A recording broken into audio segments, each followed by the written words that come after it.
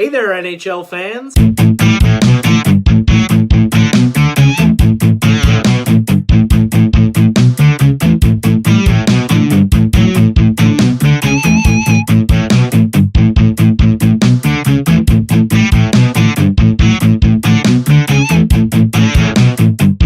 Welcome back to BNG Hockey, where it's always black and gold, except for this video. If you're a huge hockey fan like me, you were sitting on your couch all day just watching the trade deadline unfold, waiting for that big move. We didn't get anything too crazy until later on. A couple of big names moved around, and I want to jump right into all the trades. The first trade happened while most of us were fast asleep dreaming of trading for Mark Stone.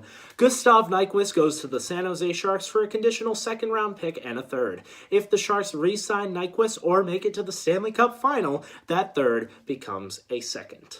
The next trade was the Columbus Blue Jackets, who have been busy at this trade deadline, already getting Matt Duchene and Ryan Dzingel, and deciding to keep Bobrovsky and Panarin. They trade for goalie Keith Kincaid from the New Jersey Devils for only a fifth-round pick. He is an unrestricted free agent at the end of the year. They also get ex-Bruin defenseman Adam McQuaid from the New York Rangers for a fourth-round pick and a seventh, which is exactly what the Bruins got when they traded him to the Rangers. The only difference is the Bruins got Steven Kampfer.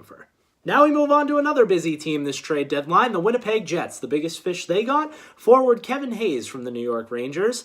They give up Brendan Lemieux, a first-round pick, and a fourth-round pick. They also got a large collection of depth forwards in D, highlighted by Par Lindholm from the Toronto Maple Leafs, who they trade Nick Petan for, and defenseman Nathan Beaulieu from the Buffalo Sabres, who they give up a sixth-round pick for. Might as well stay in Canada for one of the biggest trades from today. That's right, the Habs get Jordan Wheel from the Arizona Coyotes for Chaput. The Colorado Avalanche get forward Derick Brassard from the Florida Panthers. Seems to be a trend of teams playing each other and then trading for someone on that team that they're playing that night. Derick Brassard will automatically be in the lineup tonight for the Colorado Avalanche, and they only give up a third-round pick. I want to talk about one of the quiet winners from this trade deadline for me, and that's the Nashville Predators. They end up getting forward Wayne Simmonds for Ryan Hartman and a fourth-round pick.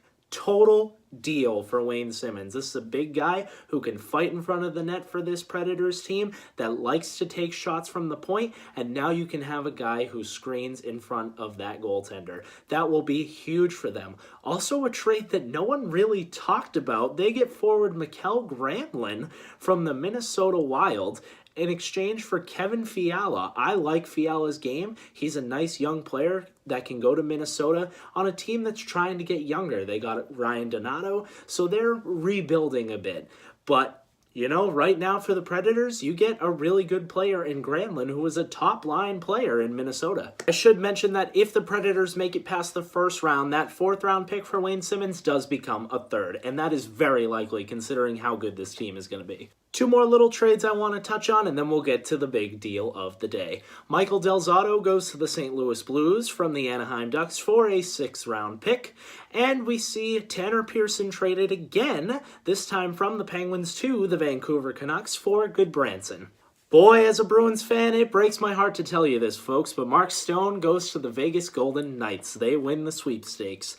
The trade involves blue-chip prospect Brandstrom, Oscar Lindbergh, and a second-round pick. Immediately after the trade, Mark Stone signed an 8-year contract with the Vegas Golden Knights for an average annual salary of $9 million. That's a lot of dough that I admittedly will say the Bruins could not afford. If you're wondering what the Boston Bruins did at today's deadline, make sure to watch my other video. If this video was helpful for all the chaos that happened in the deadline, putting it all in one place, make sure to give this video a big like. Thank you so much for watching, and if you haven't already, subscribe.